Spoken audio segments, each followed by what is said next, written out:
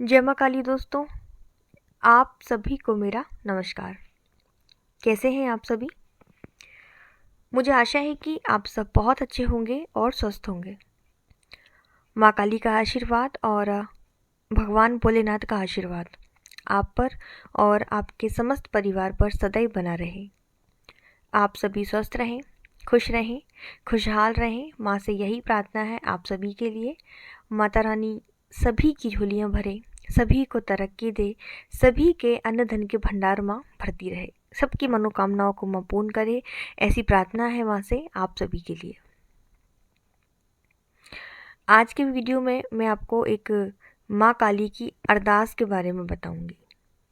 अगर इस प्रकार से मेरी बताई विधि से आप माँ काली से अरदास लगाते हैं तो आपकी कोई भी मनोकामना हो, चाहे वो आपकी संतान संबंधी की हो, चाहे वो आपकी नौकरी की समस्या हो या धन संबंधी हो, कर्ज की हो, कोई भी मनोकामना हो, कोई बीमारी हो, कुछ भी हो, अगर आप इस तरीके से अरदास लगाते हैं तो निश्चित 100% वो पूरी होगी। और सबसे बड़ी चीज़ ये है कि आपका विश्वास होना बहुत ज़रूरी है। मुझे इतने सारे लोग मैसेज करते हैं कि आप हमारा काम कर दीजिए, आप हमारा काम कर दीजिए। मैं कौन होती हूँ काम करने वाली? आप मुझे एक बात बताइए। आपको ये लगता है कि भगवान कुछ नहीं है, माँ काली कुछ नहीं है, मैं करूँगी तो सब चीज़ें हो जाएंगी? इंसान इंसान ही रहेगा और भगवान भगवान ही रहेगा। ठीक है, मैं सिर्फ अपनी तरफ से प्रार्थना कर सकती हूँ माँ से, बाकी परीक्षा आपकी है, आपके विश्वास की है। ऐसे में अगर आप माँ से विश्वास उठा के, अपने इष्ट से विश्वास उठा के पूरा विश्वास किसी इंसान पर लगा देते हैं कि ये करेगा तो हो जाएगा, तो ये आपकी बहुत बड़ी गलती है। इंसान इंसान ही रहेगा, चाहे वो कितनी भी बड़ी पहुंची हस्ती क्यों ना हो, चाहे वो कितना भी बड़ा तांत्रिक हो, कितना भी बड़ा भगत हो, लेकिन रहेगा वो इंसान ही। वो भगवान की होड़ नहीं कर पाएगा। माँ काली जो कर सकती है वो कोई व्यक्ति नहीं कर सकता, भगवान जो कर सकते हैं वो कोई आम इंसान नहीं कर सकता। इसलिए सबसे पहले अपने विश्वास को अड़िग करिए, माँ पर विश्वास रखिए, अपनी भक्ति पर विश्वास रखिए और अरदास लगाइए। मैं जो उपाय बताती हूँ वो किए हुए होते हैं, लोगों को फ़ायदा होता है, तो मुझे कमेंट आते हैं कि आपने जो बोला, आपने जो विधि बताई उससे हमारा काम हुआ। तो उन्होंने मुझ पर विश्वास नहीं किया, उन्होंने उस अरदास पर विश्वास किया, उन्होंने माँ पर विश्वास किया, तब जाके उनका वो काम बना है। लेकिन अगर आप सोचते हो कि आप किसी भगत के पास जाओगे, वो आपका काम करेगा तो हो जाएगा, ये आपकी बहुत बड़ी गलती है। भगवान से बड़ा कोई नहीं है, जो करते हैं वही करते हैं। और जब अरदास के बाद भी या जो आपको संकट बताए जाते हैं, नियम बताए जाते हैं, उसके बाद भी जब आपका काम नहीं होता है तो आप फिर उस व्यक्ति पर चढ़ते हो कि आपने हमारा ये काम नहीं किया। गलती आपकी थी कि आपने उस इंसान पर विश्वास किया। विश्वास आपको अपने इष्ट पर होना चाहिए, अपने देवता पर होना चाहिए। ठीक है, तो मैं आपको आज माँ काली की एक अरदास बताती हूँ। वहाँ पर विश्वास रख के इस अरदास को लगाइए।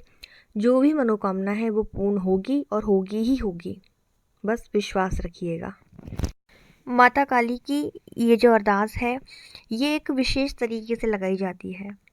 अगर आप इस तरीके से अरदास लगाएंगे तो जो आपकी मनोकामना है, वैसे तो 21 दिन का रहता है कि 21 दिन में आपकी जो अरदास है वो पूर्ण होगी या आपको ऐसे संकेत मिलने शुरू हो जाएंगे। वो आपकी मनोकामना के ऊपर डिपेंड करता है कि आपने क्या मनोकामना माँ से मांगी है। ठीक है, तो एक बार आप इस तरीके से अरदास लगाइए। और एक चीज़ और, एक ही आपको मनोकामना रखनी है माँ के सामने। ऐसा नहीं कि आप इकट्ठी 4-6 इच्छाएं आप माँ के सामने रख देंगे। एक अरदास में एक ही मनोकामना, क्योंकि ये विशिष्ट कार्य के लिए लगाई जाती है। संतान नहीं है तो उसके लिए लगा दीजिए, कर्ज है, नौकरी है तो उसके लिए लगा दीजिए, कोई महत्वपूर्ण कार्य है जो आपका रुक गया है उसके लिए आप अरदास लगाइए। अरदास क्या होता है? देखिए, अरदास माता काली तक आपकी बात पहुंचाने का एक माध्यम है।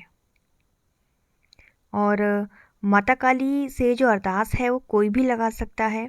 अरदास के लिए ज़रूरी नहीं है, मुझे बहुत लोग पूछते हैं कि हमारे पास गुरु नहीं है तो क्या हम अरदास लगाएं? तो ऐसा कोई ज़रूरी नहीं है। अगर गुरु नहीं है तो भी आप अरदास लगा सकते हैं, अरदास लगाने में कोई दिक्कत नहीं है। माता काली की पूजा अर्चना करते हो तो अरदास लगाइए, और नहीं करते हो तो भी लगाइए।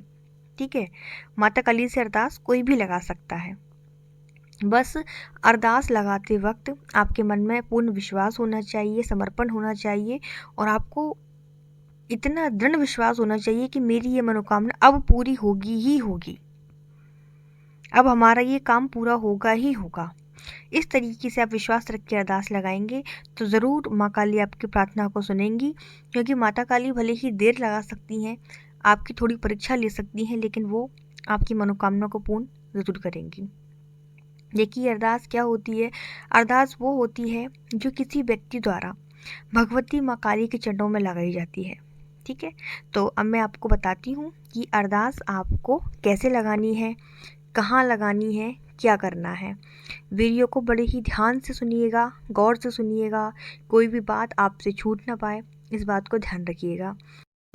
तो मैं शुरू करती हूँ आज की वीडियो को। देखिए, माता काली की जो अरदास लगाई जाती है वो माँ के किसी सिद्धपीठ मंदिर में जाकर आपको लगानी है। और सिद्धपीठ मंदिर अगर आपके आसपास नहीं है, कोई नॉर्मल मंदिर है माँ काली का, तो आप वहाँ भी लगा सकते हैं, या फिर कुछ भी नहीं है तो फिर आप अपने घर से भी माँ से अरदास लगा सकते हैं। लेकिन कोशिश करिएगा अगर आप मंदिर तक जा सकें तो बहुत अच्छा होगा। अब मैं आपको बताती हूँ कि आपको क्या करना है। सबसे पहले तो आपको 1.25 मीटर लाल रंग का कपड़ा लेना है, और जो कपड़ा आप लेंगे वो नया होना चाहिए, कहीं से कटा फटा ना हो, पहले यूज़ ना किया गया हो, इस बात का विशेष ध्यान रखें। और 1.25 मीटर लाल कपड़ा लेने के बाद आपको लेना है 1.25 मुट्ठी अक्षत।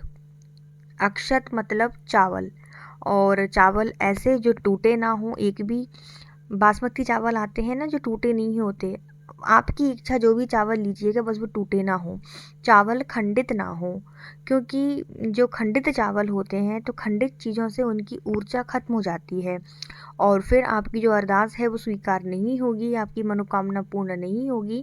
इसलिए आपको इस बात का विशेष ध्यान रखना है। अरदास एक बार लगाई जाती है तो हर चीज़ का ध्यान रखें, चावल टूटे ना हो, खंडित ना हो, इसलिए मैंने अक्षत कहा था। इसके बाद आपको लेना है लौंग का जोड़ा, 2 लौंग लेनी है, और लौंग फूल वाली लेनी है, उस पर फूल होना ज़रूरी है, बिना फूल के वो लौंग भी खंडित मानी जाएगी। फिर एक इलायची लेनी है, ठीक है, और 11 रुपये लेने हैं। 11 रुपये ही रखने हैं अरदास में, 11 से ज़्यादा आपको नहीं लेना है। इतना करने के बाद अरदास आपको शनिवार के दिन लगानी है माँ से। शनिवार के दिन लगा सकते हैं, और जो गुप्त नवरात्रि जो अभी आने वाली हैं इसमें भी आप लगा सकते हैं माँ से अरदास। और गुप्त नवरात्रि के तो 9 ही दिन बहुत अच्छे हैं, तो आप 9 दिन में से किसी भी दिन लगा सकते हैं। ठीक है, तो आप शनिवार के दिन भी लगा सकते हैं, गुप्त नवरात्रि में भी आप अरदास लगा सकते हैं। शाम के समय ये अरदास लगानी है, और शाम को आप एक बार अरदास लगाने से पहले नहा धोकर स्वच्छ हो लें, और स्वच्छ ही वस्त्र आपको पहनने हैं। उसके बाद आपको सरसों के तेल की ज्योत जलानी है माता काली के नाम की। माता का आपको 5 मिनट तक ध्यान करना है, जो भी मंत्र चालीसा आपको आते हैं वो पढ़ना है। उसके बाद जो लाल कपड़ा आपके पास है उसमें आपको 1.25 मुट्ठी चावल रखने हैं जो आपने लिए थे, वो लौंग का जोड़ा, इलायची और 11 रुपये, ये सभी कुछ आपको उसमें रखना है, और उसकी एक पोटली बना लेनी है। पोटली बनाने के बाद उस पोटली को आपको अपने दोनों हाथों में रखना है, और ज्योत के सामने आपको अपने दोनों हाथ करने हैं, और फिर जिस दरबार में आप बैठे हैं उस दरबार का नाम आपको लेना है, नाम लेकर बोलना है। जैसे कलकत्ता में माता का दरबार है, तो अगर आप वहाँ हैं तो आप बोलेंगे कि यह कलकत्ते वाली माँ काली। दिल्ली में माँ का दरबार है तो आप बोलेंगे हे दिल्ली वाली माँ कालका। इस प्रकार आप जिस भी दरबार में बैठे हैं आपको उनका नाम लेना है और बोलना है कि हे भगवती माँ काली, हे माँ कालका, मेरी ये मनोकामना है, और जो मनोकामना है आपको वो माँ को बतानी है।